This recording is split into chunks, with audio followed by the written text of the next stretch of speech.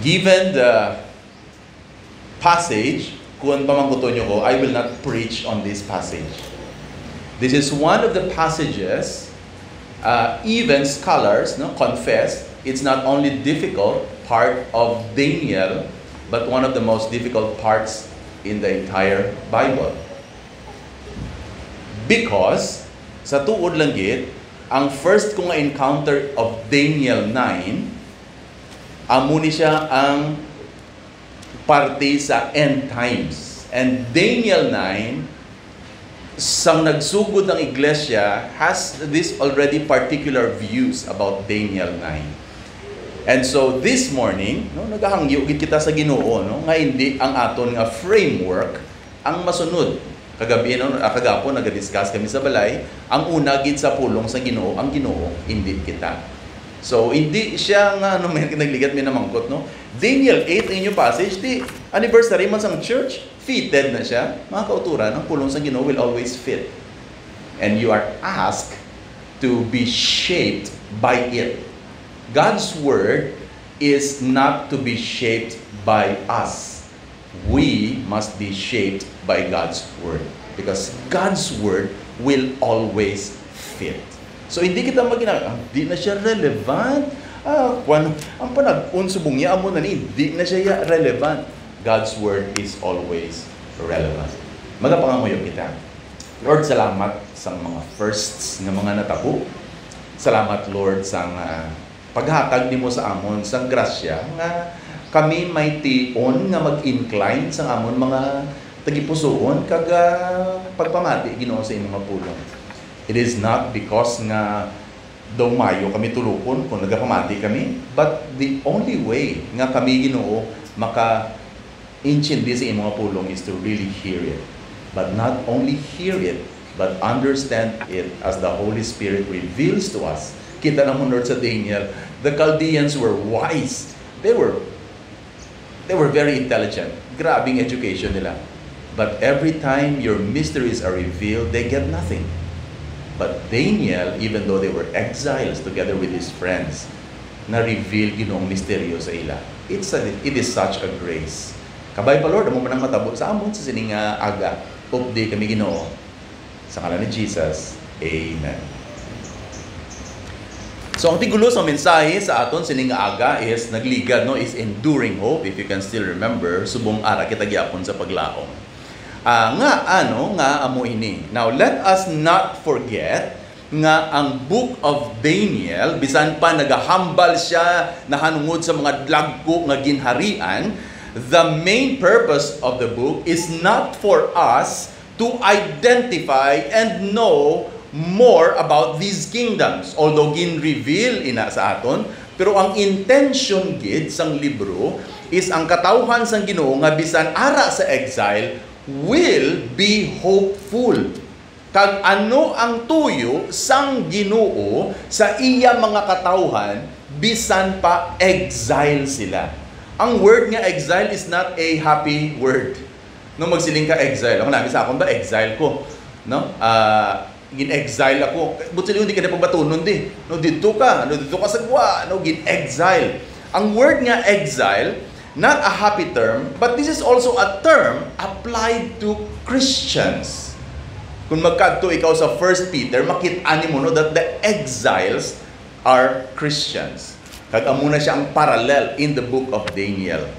Ara sila sa isa ka lugar, isa ka duog kung sa diin hindi sila gusto. Lagko sa mga kingdoms diri Actually before sa Babylon, you have Assyria, you have Babylon, you have Medo-Persia, you have Greece, and then there will be Rome diri sa future pa lang sa ila. Kag aton makita that these kingdoms are great. These kingdoms look very nice at the outside, but these kingdoms are beastly. Gabi nagatanaw ko sa short documentary about Backstreet Boys. Kilala niyo na sila? Hindi ko fans ang Backstreet Boys, Pero kabati, ilang ko sikat na sila, mga boy band sa una. Grabe gali, Sa nagligad, nagwa man sa HBO, Elvis Presley. Kung kisabla, grabe gid ang aton tingala sa mga grabe nga successful nga mga singers. Pero grabe, kung matanawon mong documentary sa likod sang tanan ng mga kasikatan, kinahanglanon mo gid nga mangin beastly para ma-maintain mo ang imo nga status. Ay kung hindi kaya kung ano ka, amo ka na kasikat tapos ma-pray ka, ay anong matabo sa imo? Kung ma-pray ka o kung mag-acknowledge ka kay Jesus, no? You should really move according to the ways of the world. Grabe ka dark sa likod sang tanan nga sikat, no? Queen is one of my favorite bands. Kag sa likod sang Queen, grabe ka dark. No? I think hindi ko na ma-mention, no? Subong ang nagasikat, subong. May lang hindi na ako nakasakay, no? K-pop, P-pop, sa likod sina very dark. Kay magtikup lang ang isa ka kilay ni mo da, tapat ka gid. No? Ma-notice gid nila, may isa ka kabuhok nga gatiko. Grabe ang pag-maintain nimo, no? Just for you to. So sa likod sang tanan ni nga kanami nga tsura, no? There is something very dark.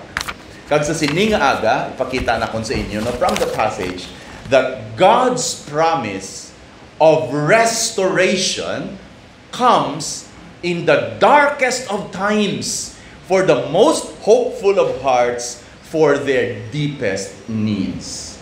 Ang promisa sang Ginoo nga i-restore kita, ang restore niya nga katawhan, remember exile sila, nagaabot na siya sa tiun sang kabuhi nga puwerte kadulom.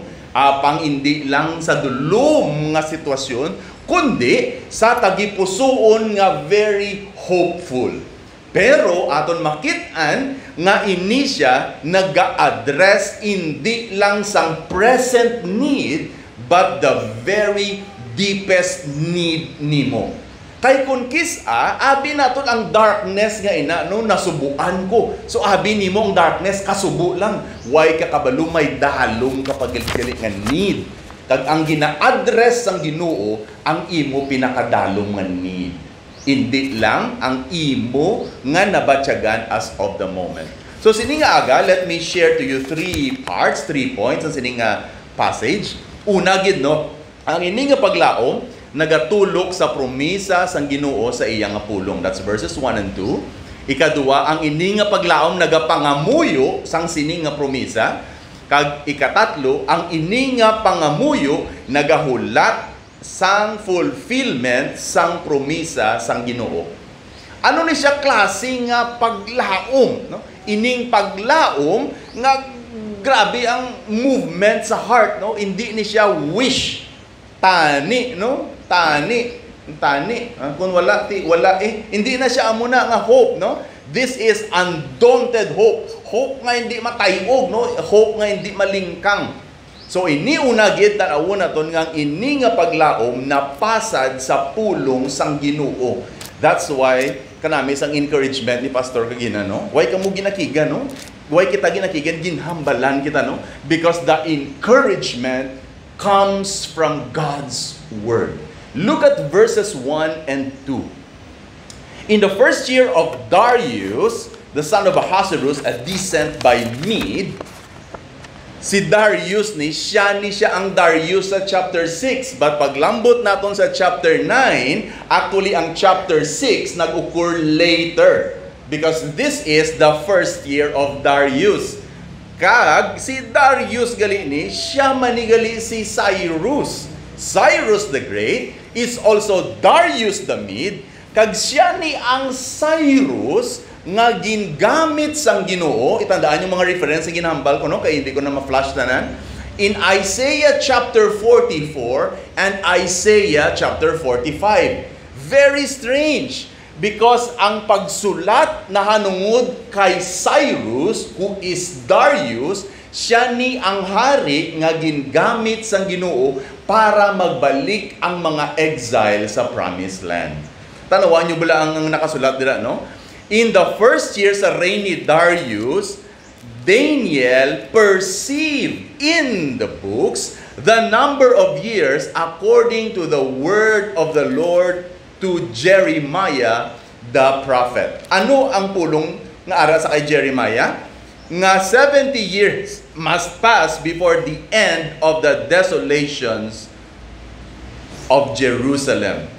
So si Daniel Bisan ara siya sa exile, nagabasa siya sang Jeremiah. Kag imo mabasahan sa Jeremiah 25, no? Nga si Daniel, most likely amo niyang passage nga nabasahan niya. Anong iya nabasahan? Ari diri sa right side, no? Gamay na siya. Pero ang ako niya purpose, hindi sa inyo nga basahon niyo, no? Para makit-an ninyo nga ara na siya sa Bible. Kag amo na ang witness ang text. It is not something that the speaker just tells you it's there. It really is there. Anong hambal sa Jeremiah 25? Siling niya ang iningal land, that's Israel, will become desolate, and they will serve the king of Babylon 70 years. Kag after 70 years, akon pagapabayaron ang Babylon. Si Daniel in Daniel chapter 9 was excited because the 70 years are near over. Lapit na lang matapos ang 70 years. Kag amuna siya mga kauturan ang ginbasa naton kagina. Kag ang paborito sang madamo sa aton. Kag madamo nga Kristohanon. Jeremiah 29:11. Ano ganing Jeremiah 29:11? May verse 10 before sina. Ano ang siling sa Jeremiah 29:10? When 70 years are completed, I will visit you, and I will fulfill my promise and bring you back to this place. For I know the plans I have for you. Dirata naguna sa Jeremiah 29:11, ang verse 10 gali nagahambal sa aton nga ang ini nga plano sang Ginoo, mga kauturan, hindi plano sang imo nga kabuhi. Hindi ni siya plano sa imo nga sa imo damgo sa imo nga kabuhi. Ang ini nga verse is rooted in the promise of God that when 70 years are over, I will bring you back to the promised land. This is my promise. It will come to pass because God knows His plan. And what is the plan in verse 11? I will bring you back to the promised land. That's the plan. That's the context. It has nothing to do with our dreams yet. Karon makit-an nato no nga nagadako ang istorya. So si Daniel nakit-an niya no ano ka significant ang ini nga promesa buot silingon kun magbalik na kami sa promised land. There will be the rebuilding of the temple. There will be the rebuilding of the wall. We can now sing the songs again. I-quote ko lang, no? Psalm 137. May ara dira Psalm, no? Psalm 137. Ginabalan sila actually sa ara sila sa exile, no? Ginabalan sila sa mga Babylonians. Kantahin kami bis sa mga kanta nito sa inyo to. So, pati ko to, nabi to inyo kanta to. Kabalo ka mo kung anong Psalm 137. Paano kami makakanta in the rivers of Babylon? Kunari kami diri sa exile. We cannot. Grabe ka, kasubo sa iyang heart, no? Actually, ang heart ko nagalong nga makanta ko. Galing kay ari ko di sa foreign land. Sa aton do wala mayo impact, no? Mga kauturan, yes! Lipay na ta. Nga nalipay ka. Nga nalipay ka, brother. Makakadto na ta sa church kag makakanta. Hindi ko man na malipay. Wala man na. Hindi man na good news. Meron na sa inyo ga mo na. Actually, natapan kayo magkanta sa church. Hindi amo nang effect sa ila, no? Ang effect sa ila is, in Psalm 137, ginpakabit nila actually ilang mga musical instruments. Because we cannot sing in a foreign land. And so when Daniel perceived what Jeremiah has written, ang iyang heart, no, nagabukal-bukal sa kalipay, and finally, ang Ginoo magapabalik sa amon kag strangely in the power of God and the providence of God, gamito niya si Cyrus. Isaiah 44 and Isaiah 45. Grabe tawag niya kay Cyrus, no? Cyrus the shepherd will bring my people back. Kag siya ang maga-provide. I think 45 verse 1 na ba? Isaiah. Nami kung mabasahan mo, no? Kay makit-an mo gid nga promisa gali ina sa Ginoo. So ano ang ginhibra ni Daniel sang nabalaan niya amuni ang promisa sang Ginoo? Mga kauturan, di napasad ang promisa sang Ginoo sa pulong sang Ginoo.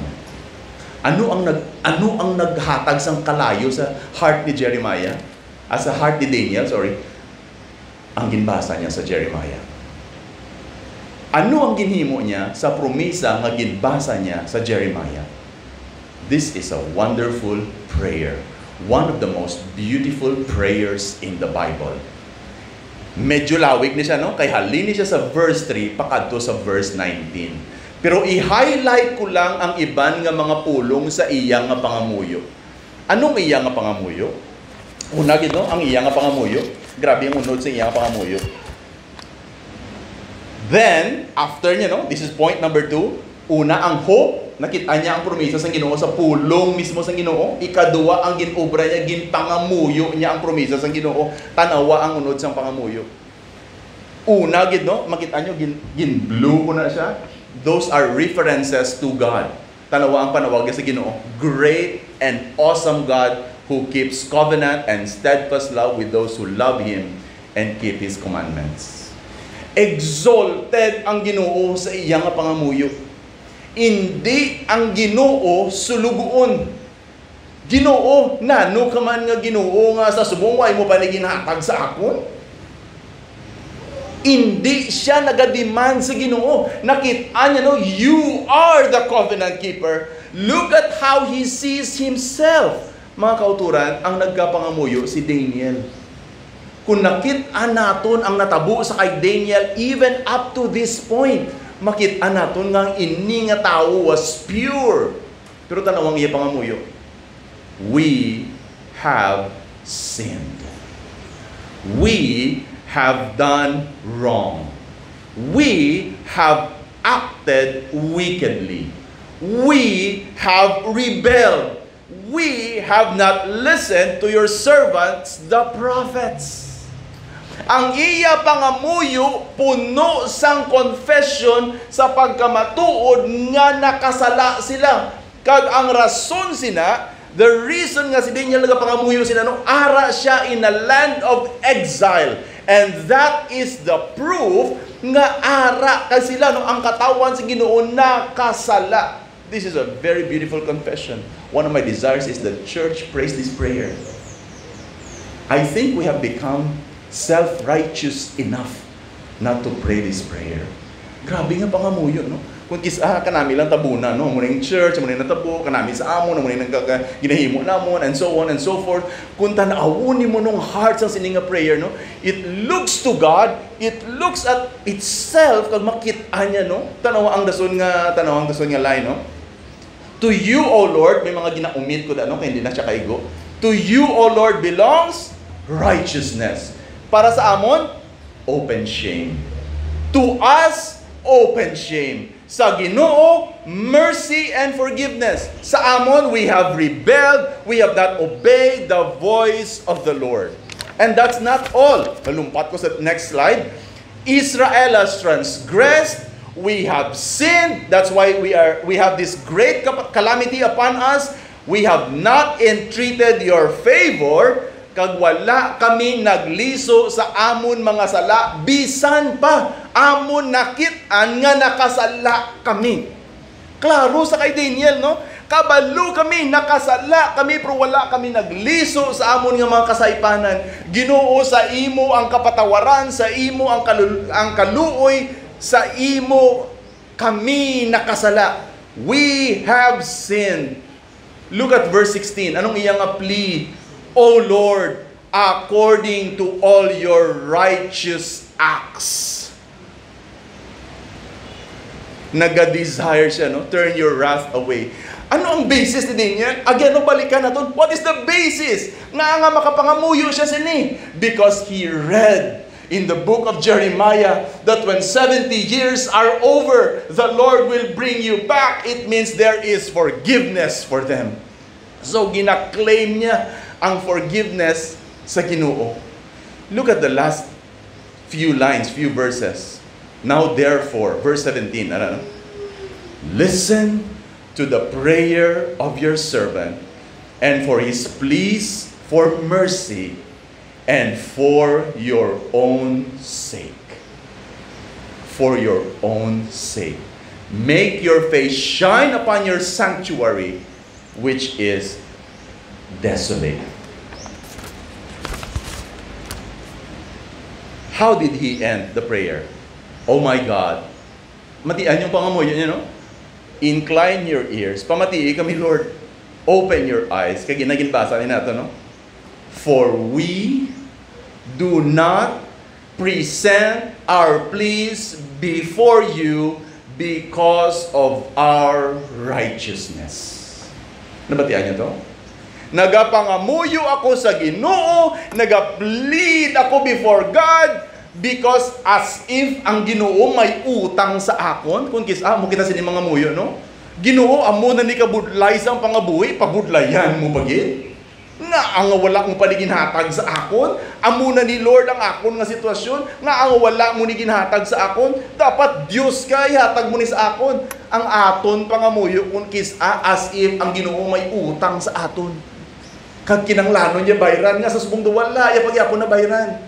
Look at this kind of prayer. Answer us according to your righteousness. Answer us according to your mercy. Kay wala ako nagapresent sa akon nga mga please because I am righteous. Lord, dapat answeran mo gini ako nga pangamuyo. Dugay na ako nagaserve sa church. Wala mo pagyapon gin sabat. May utang gyapon ang Ginoo. Wala utang ang Ginoo. Kita ang may dako nga utang. Tanawa ang iyang ending. O Lord, hear. O Lord, forgive.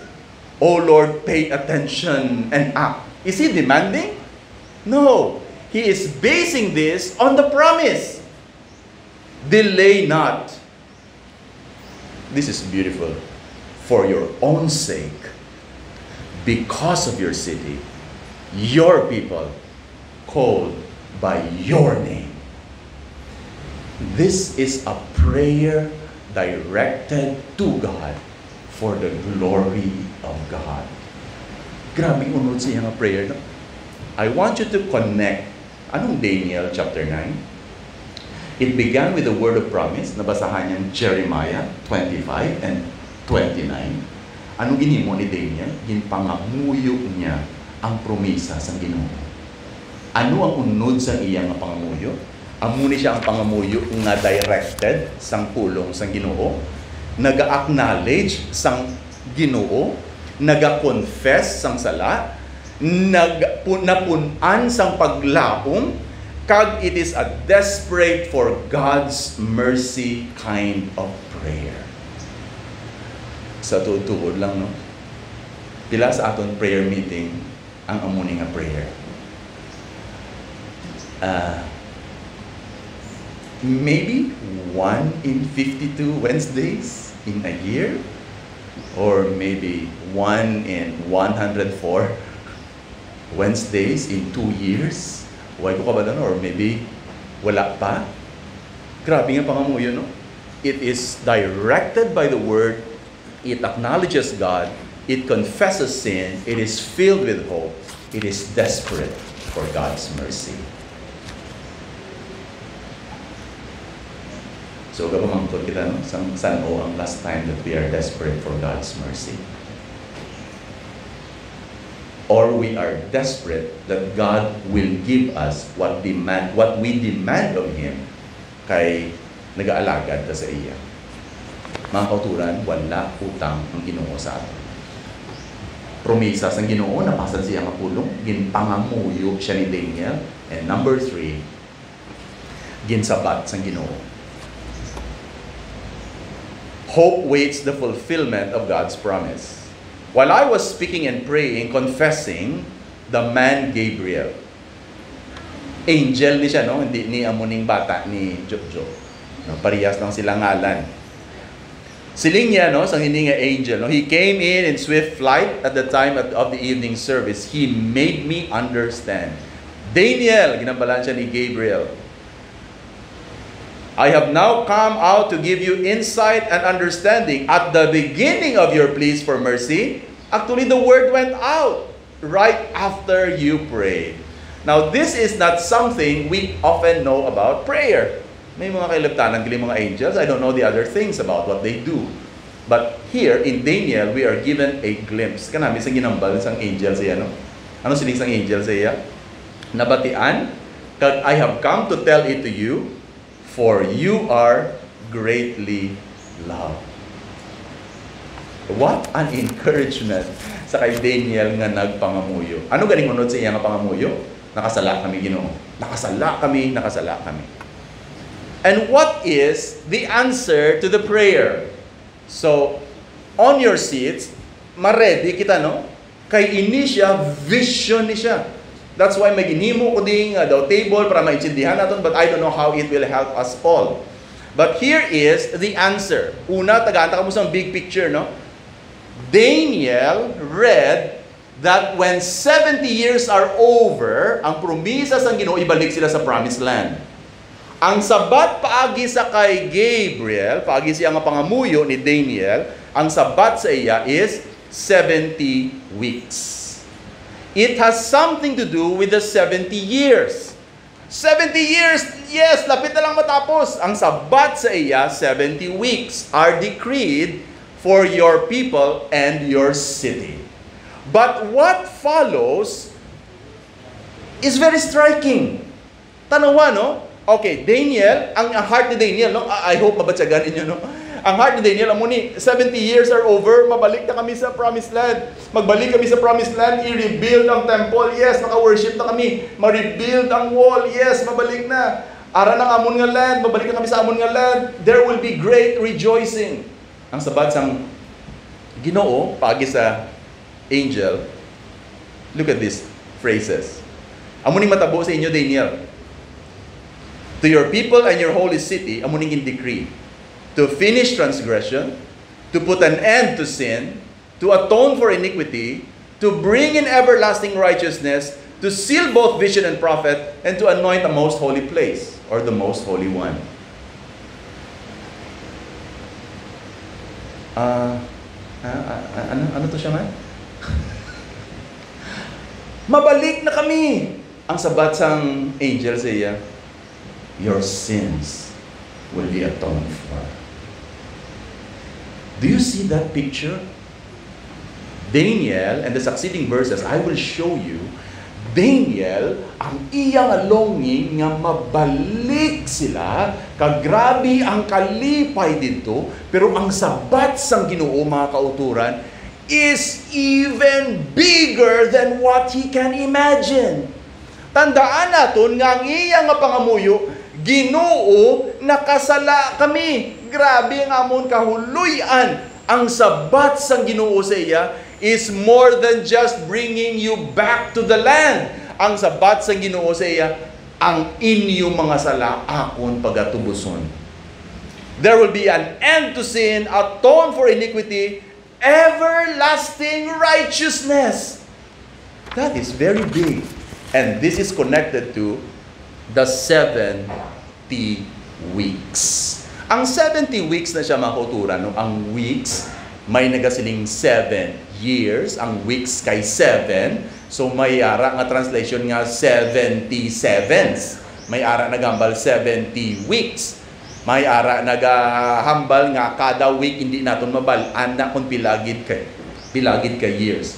But look at how this is divided. Intindihan niya? 70 weeks. Ang answer sa prayer is cut into 3 parts. The first 7 sevens, after sina is 62 or 7 sevens, 62, and then may 1. Na-intindihan niyo? May 7, and then may 62 sa tunga, tapos may 1 sa punta. Kung i-add mo tanan, 70. Ano ang lingwahe sang 7 sevens? Look at this verse, verse 25. Know therefore and understand that from the going out of the word to restore and build Jerusalem to the coming of an anointed one, a prince, there shall be 7 weeks. There shall be 7 sevens. Dapat hindi kagid ma-distract subong, no? Kung may nag-distract sa imo, si kuha sana inyo, dali lang gid, no? Ano ni siya ang 7 sevens? Mga kauturan, this is a known language. Ang 7 sevens. Do you know where that language came from? Ang rason kung nga na-exile kita tungod sa aton nga sala. Now, tanawa ang language where these 7 sevens came from. It came from Leviticus chapter 25. What is Leviticus chapter 25? Basahan nyo na, no? I encourage you to read the entire chapter. But hindi ko na mabutang di subong, no, tanan? Maisip ka mo 7 weeks of years, 7 times 7 years, so that the time of 7 weeks of years, there shall be 49, 7 times 7. Then you shall sound the trumpet on the day of atonement, and to proclaim liberty throughout the land, because it shall be a jubilee for you. Mga kauturan, the word jubilee is very significant. Tandaan nato na? 7 sevens, ang idea sang 7 sevens is jubilee. Ano na siya ang jubilee? It is one of the best celebrated, joyous moments sa katawhan sang Ginoo. Nga aman, Leviticus chapter 25 will tell you everything about the jubilee. Kagtan-awo naton ano ang picture sa sininga jubilee. Tanawan nyo ang ininga year of jubilee, ginahiwat man ni siya sa Day of Atonement. Sa tion nga may masacrifice ang high priest, kag magadala sang kapatawaran sing ilang nga sala. Tagata lang kamo sa iban nga idea, no? Leviticus chapter 25. Tanawan nyo bala verse 13. In the year of jubilee, kada isa sa inyo mabalik sa iyang property. Malumpat lang ko sa punta, no? Ang buyer, until the end of Jubilee, what he sold shall remain in the hand of the buyer until the year of Jubilee. In the Jubilee, it shall be released.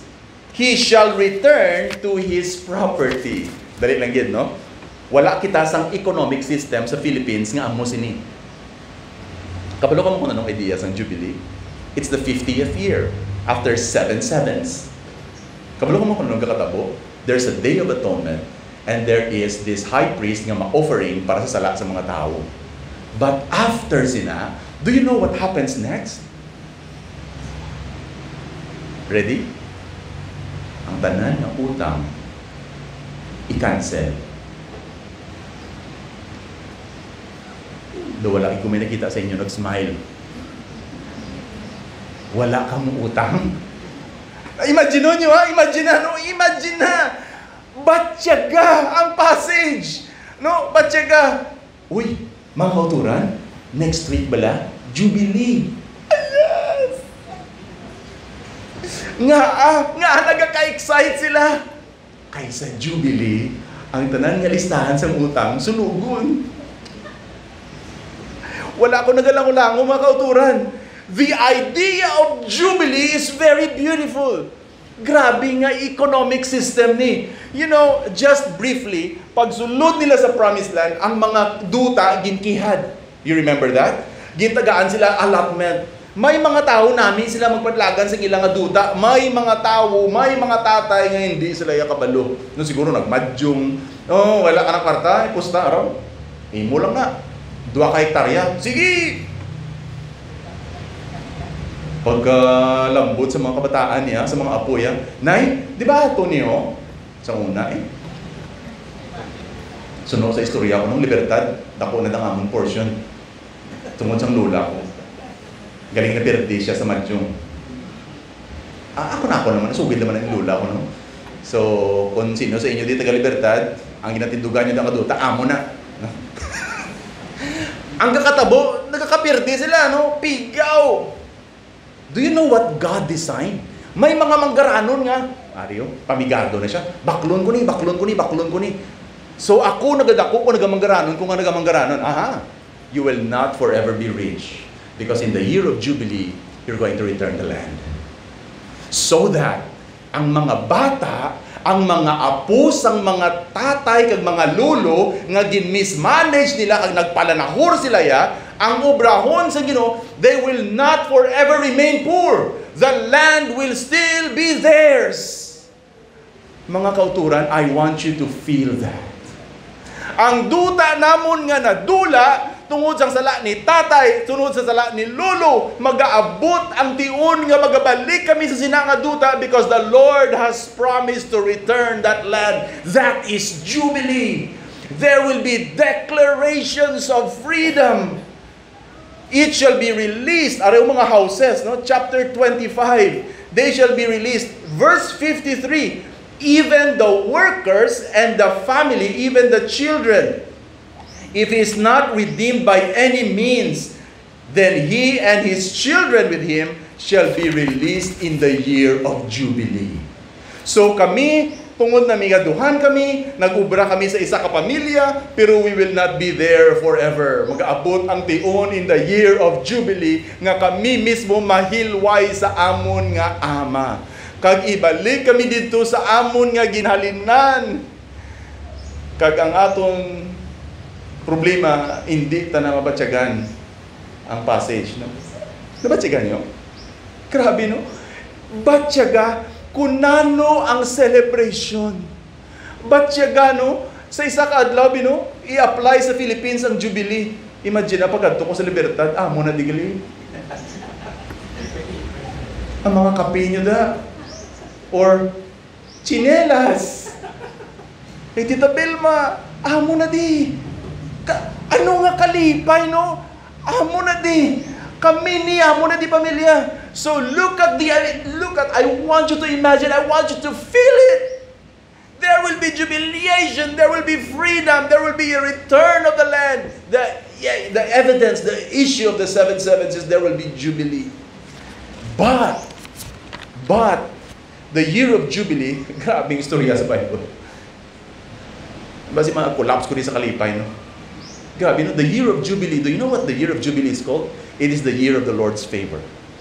When you go to Isaiah chapter 61, may person dira, ang ngalan niya, servant of the Lord. Hindi clear kung sino siya, no?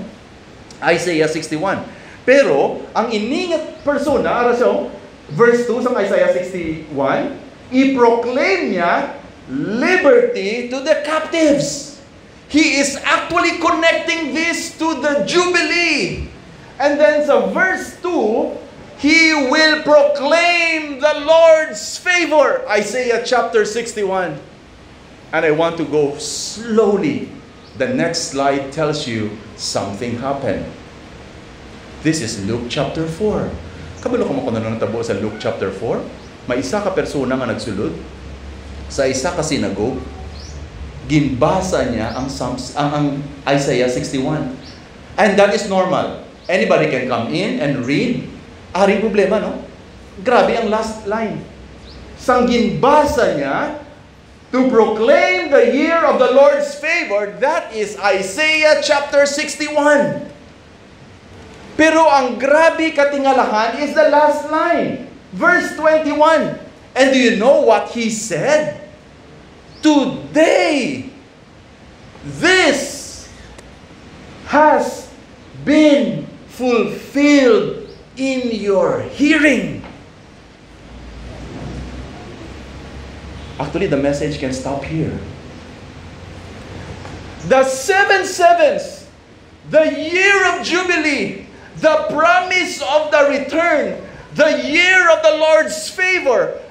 Isaiah chapter 61, somebody's going to do that. Luke chapter 4, we see the man standing before them saying, ini siya nga promisa na fulfill sa inyo atubangan. Buot silingon is Jesus.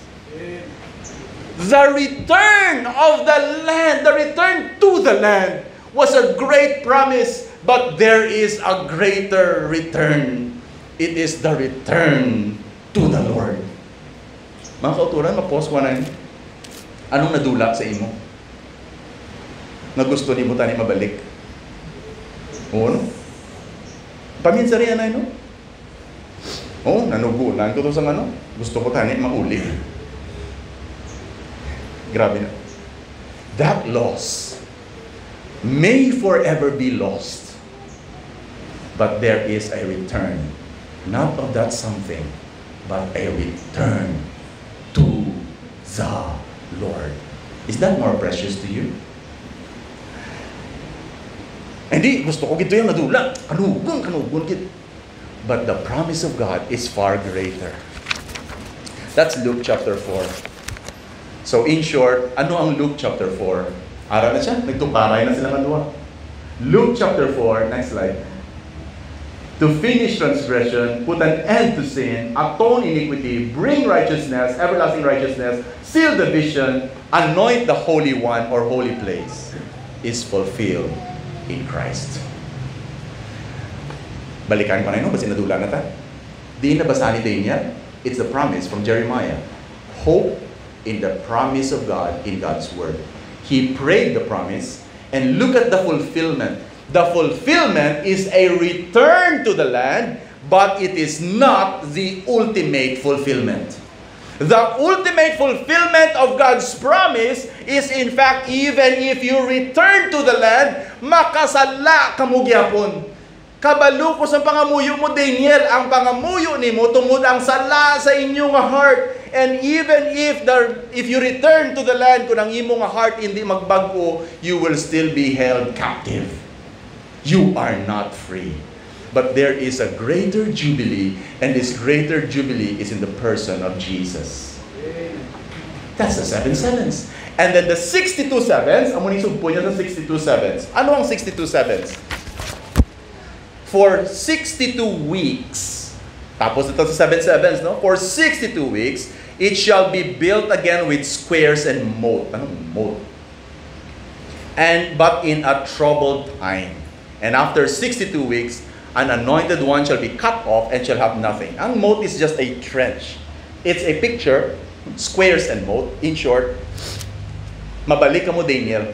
Amuni sabat sa hindi daw, no? Amuni sabat sa iyang pangamuyo, no? Daniel, 70 years will be over soon. Kag mabalik ka mo. Mabalik ka mo, and then you will rebuild the temple. You will rebuild the walls. You will be a people in their land again. But it will be troubled times.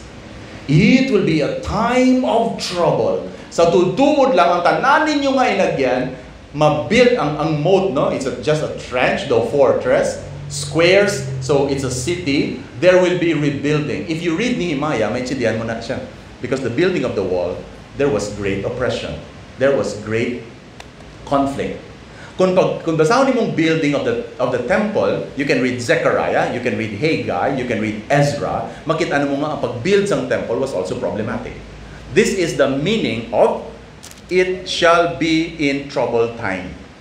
Pero after 62 weeks, the anointed one shall come and shall be cut off and shall have nothing. Amo sa mga mabudlay nga parts ng verses. Sige, let me show you. I think I'm showing you here 2 parts. There are 2 characters here. One, I think consistent siya, no? After 62 weeks, may maabot si Jesus. And he shall be cut off. The idea of cut off is the idea of curse. Kay si Jesus curse was made a curse for us. You can read Galatians chapter 3. Si Jesus na. Pero pag lambot mo sa dasun nga verse, lain. Look at the next verse. And the people of the prince who is to come shall destroy the city and the sanctuary. Its end shall come with flood, and to the end there shall be war and desolations decreed. Kabudlay, no? Amo ni sa pagkita ko sa inyo dugi-dugi ang graph, no? Jesus, but there is somebody coming. Sino na siya? If you go to the next verse, parehas, no? Parallel. He shall make a strong covenant, and for half the week shall put an end to sacrifice and offering. Why end sacrifice and offering? Because he is the perfect sacrifice and offering. But, look at the last verse. The wings of the abomination shall come, who makes desolate until the decreed end is poured out on the desolator. What does that mean? Let me help you. Seryoso ko, no? I want to help you. I want to show you ano ni siyang troubled times, anong tsura sang end, and why we're going to hope in God. So, dira siya ang promesa sang Ginoo, no? Medo Persia, ang hari dira si Cyrus.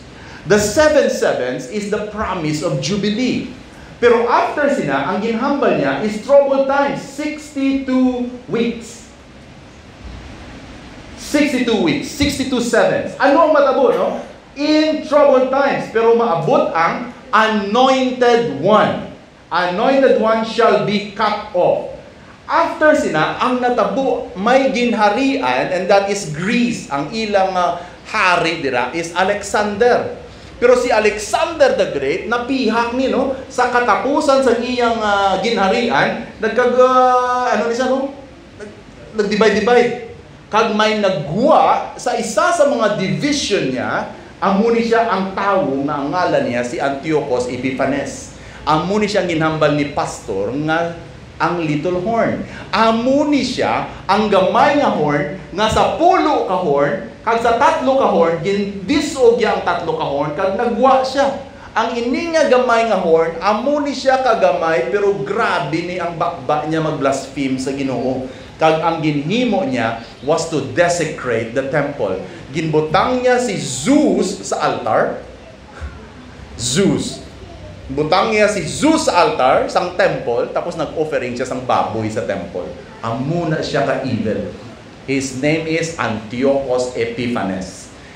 Pero, napierde ni siya, wala na sa Bible, no? Napierde ni siya ni Judas Maccabees or Maccabeos. Kag ang natabo pagit, troubled times. What I'm showing you is the troubled times.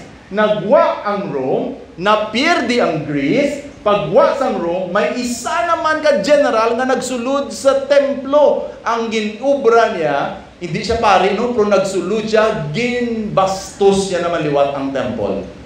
In short, ang temple nga promisa nga mahimo liwat ang natabo in troubled times, ginbastos na siya sa mga pagan emperors. After sila ang natabo, naging rebuild ni Herod before the time of Jesus. That's why sa time ni Jesus, the temple was very beautiful. But the problem is, it has become political. It has nothing to do with worship anymore. It has something to do with ang status ng mga Hudyo under Rome. That's why, pag-abot ni Jesus, ang ginimo ni Jesus, gin-predict niya that the temple will be destroyed. If you want to know, you can read Mark 11.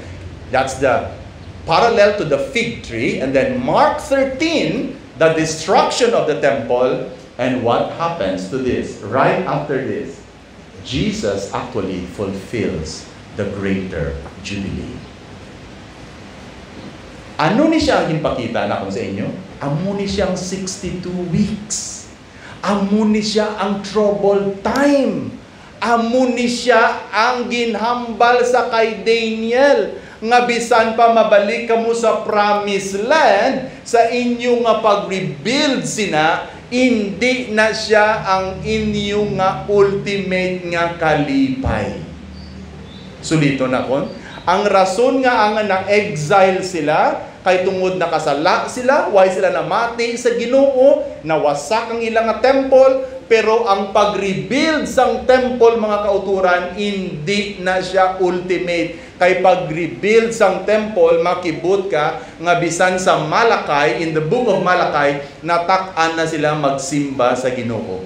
Nag-gets nyo? I-connect sa ato, no? What if isa ka adlaw, abi, no? Ginwasak ini nga simbahan, no? So, iban sa inyo, di masubuan. Maybe iban sa inyo malipay, no? Ay, ko ba, no? Kabay pwede ka malipay, no? Ginbombahan, bisang ano, no? Water cannon, no? Halin sa West Philippines. Imuhimo ko lang storya, no? And then, pastor, i-rebuild to ni. Hindi pa ta kasimba next week. Kaya wala pa ta hall. Sige, na-rebuild na, no? Pag-rebuild na, yes! Yes, lipay kami na-rebuild na. Tapos, pag ang first nga wali, prosperity, gospel. No? Ang first nga wali, paano ka maka-million, paano ka makakuha, kung mo sa lakyan. No? Nadula ang heart sa pagsimba sa Ginoo. So, ang problema, hindi ang structure. Ang problema, ara sa heart. That's why, bisan pa magabalik ka mo sa inyo duta, kung ang inyong heart wala nagbalik sa akon, you will still be held captive. That's why the Jubilee that God promises is not just a return to the land, it's a return to the Lord. But you cannot return to the Lord on your own. Somebody has to do something for you. And brothers and sisters, praise God, He did this through Jesus. Grabe na. Kung wala si Jesus, we will never be transformed. We will never be free. We will never be forgiven. That's the greater jubilee. Pero nga may limit. Paghambal ni Jesus, may isa naman ka-general, ang ngalan niya si Titus, nangin emperor man siya. Ang ginhimo niya, AD 70, ginwasak niya ang temple. Ginsulod niya. Amo na siyang buot silingon sang verse nga nagahambal, and the people of the prince will come and destroy the sanctuary. Amo na siya ang ginhambal sa Mark 13, nga siling sa mga disciples, kanami isang temple, no? Wala sang isa ka bato dira nga hindi mabaliswa. It will be flattened because the temple is not now the temple that makes you nearer to God. I am the new temple. Hindi mo na kinahanglanon sang temple structure. The temple and the greater jubilee is in the person of Christ. So amuni ang proclamation sa sininga aga. You might have lost something and then you desire that something lost will return to you. But even if that something is returned to you, if your heart did not return to the Lord, you will always be a slave of sin. Always. Because the greater jubilee is not a return of what we have lost. The greater jubilee is forgiveness of our sins in Christ. That's why Daniel was saying, have mercy, have mercy, have mercy on us. And God answers by saying, I will give you mercy. In fact, I will atone for your sins. Siguro many times, no, sa aton kabuhi, masyado kita nakafocus sa mga material. Ang material, syado kasanag. Syado gid kasanag. And then we have lost track of what is spiritual. Kagway kita kabalo, no, nga hindi man kita persecuted, wala sang may nagabalabag sa imo na nga magsimba ka, pero sa tutuod lang damo-damo nagabalabag sa aton magsimba. Do you notice that? Wala sang may nagabantay sa imo sa gate, no? Wala kay latiguhon ka masimba ka? Wala. Pero do you realize why we don't? Because something oppresses us. And it is not someone, no, matawa, it is a force. It is evil. Look at the progress there. 6 to 7. Pero mga kauturan, may greatest jubilee pagigiling na maabot. That will only be half the last week. Half of the last week. So may half pa ang last week. Ang purpose na is to show us na kita nga mga New Testament believers will go through all these until Jesus comes and gives us the Jubilee. The greatest Jubilee ever, because hindi na kita mangin slaves. Grabe istorya, no? Ang promise ng Ginoo sa iyang pulong, ginpangamuyo, ang sabat sa pangamuyo was very big. The answer to the prayer is very big. It included me, who is longing for the greatest jubilee when Christ comes again. Warning! There's a warning. Hindi na po? There's a warning to this. After Jesus predicts the destruction of the temple, natabo na siya AD 70. I want to show this to you. So finally, before I give you the warning,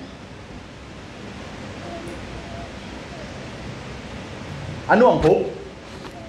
May paglaong ka lang kung nakahibalo ikaw sa promisa sa Ginoo nga ara sa iyang pulong.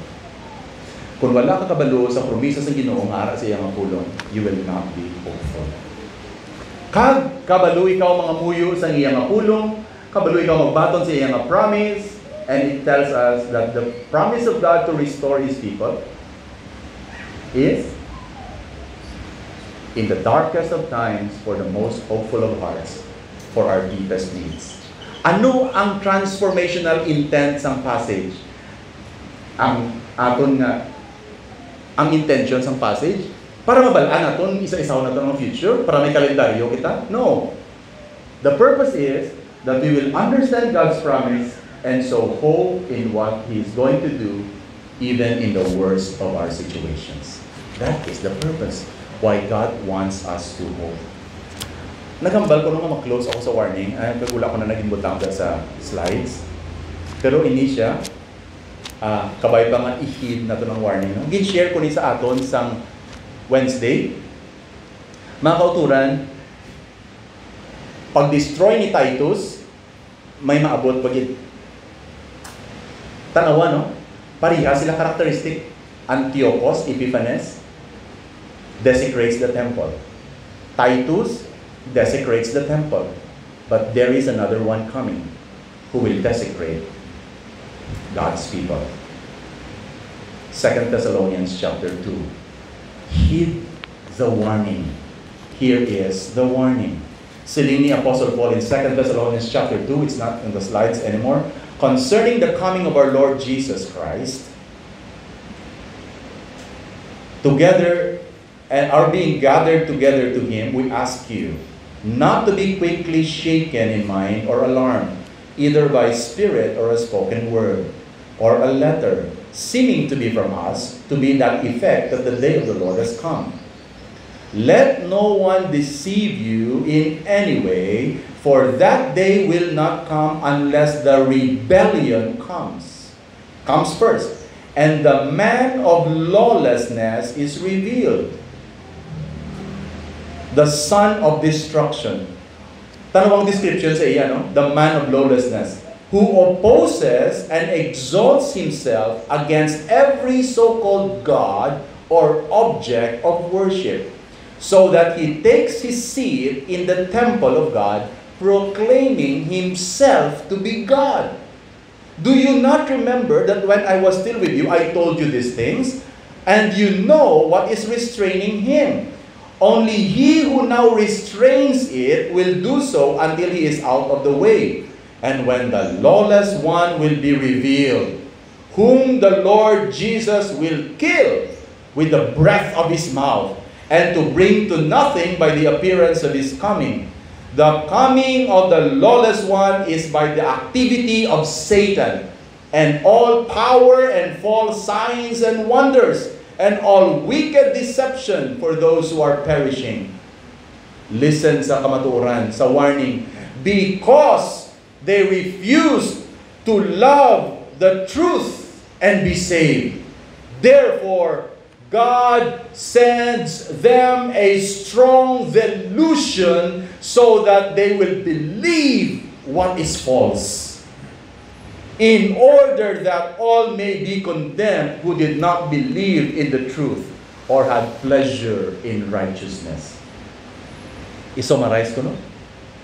Ang tanan nga mga evil nga makit-ani mo sa Daniel, no? Makit-ani mo sila, no? Gagmay sila, no? Small horn. But there is one coming who is bigger than them all. You can read Revelation. Ang title nga ginatag sa Bible siya is The Antichrist. Why ta kamo ginapahog, no? Pero tan-awan nyo ang essence, no? The essence of lawlessness is that he is going to move in the wave of deception. Kag ang ginhambal ko sa ato no sang Wednesday sa prayer meeting. Grabe no mga kauturan. You come to church. Diin naton ginabasihan ng kamaturan. And take note, people who deceive others also use this. That's why ang akon nga way of loving church people is to explain to you text by text in its context so that you will not be deceived. Because the power of evil is in deception. Sino sa aton diri ang naanad na lang sa TikTok nga mga sayings or verses? May mga verses man sila, tuod man sila, mga kauturan, hindi. And it is so dangerous because Christians who claim to base their faith on the Bible do not even read the Bible. The warning is, hindi ni siya padugay-dugay sa Christian life, bisan dugay ka na. Is your heart inclined to this word? Do you want to know what it really says? Or do you just want to hear what you want to hear? For I know the plans I have for you. Plans to prosper. Pati makaanugid ko niya. Pinakadlaw yung parts, kasunugid ko niya sa NBA. Bisa na hula ning height ko, ha? Kabisan ang muna ning abilidad ko sa basketball, kuhaon pa ko base sa Mavs o kung sa Celtics because I know the plans I have for you. Amen? O nag-amen ka mo, ha? Hindi ako mamatunan sa NBA hasta mamatay ako. Never! It is not about my plan or my desire.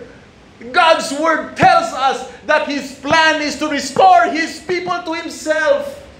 The context of Jeremiah 29:11 is connected to Daniel chapter 9, so that even if you have fulfilled all your dreams in this life, but you miss the jubilee in Christ, you miss life entirely.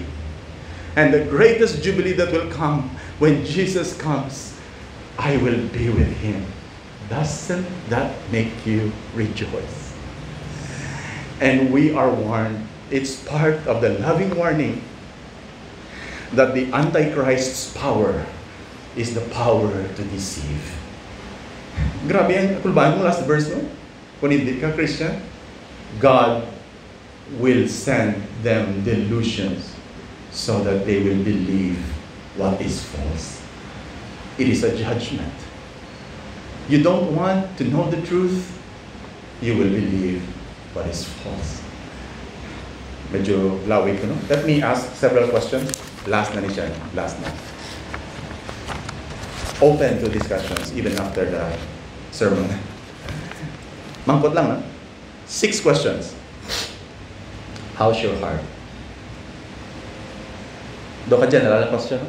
How's your heart? Ikadua siguro is, what do you deeply desire? Nagapanaog, no? What do you deeply hope for? Tuod, what do you deeply hope for? Ika-apat na question. Why are you hoping for what you are hoping for? Pastor, magkina ako niya nga goal ya. Now, why are you hoping what you're hoping for? Number 5, how is your time to know God's promise in His Word? And how have you prayed God's Word? Daniel chapter 9 tells us that we can hope because even to darkest times, tagaan kita sang paglaom sa Ginoo sa aton nga deepest need. And our deepest need is not restoration of things we have lost, but a restoration of the relationship lost to God. And that is only mended in Christ. Kung nabatian mo ang wali, no? Kabay ba maka-istorya ka sa Ginoo? As of this moment, take this time and pray. Let me lead you. Let me help you. Let us pray. Lord, sa akon nga heart, sa amon nga heart, may mga bagay kami, Lord, nga na-sense namon nga nadula. Pag nagalong kami gyapon, Lord, nga mabalik. Kung kisa nagaka-frustrate kami, kay wala na siya nagbalik, or pananaw naman din na mabalik. Kabay pa, Lord, nga mensahe subong nagdala sa amon sa paglaom. Nga ang may mga amon ni Lord sa kalibutan na madula na mo. Pero grabe yung promisa mo, Lord. Because if that is a broken relationship with you, you already sent Jesus for us. Ma-experience namon ang jubilee, hindi lang niya return to lost things, but return to the person who has loved us. Kabay pa, Lord, nga maintindihan ni namon, pag makita namon ang greater jubilee in Christ, and the greatest jubilee when Jesus comes again.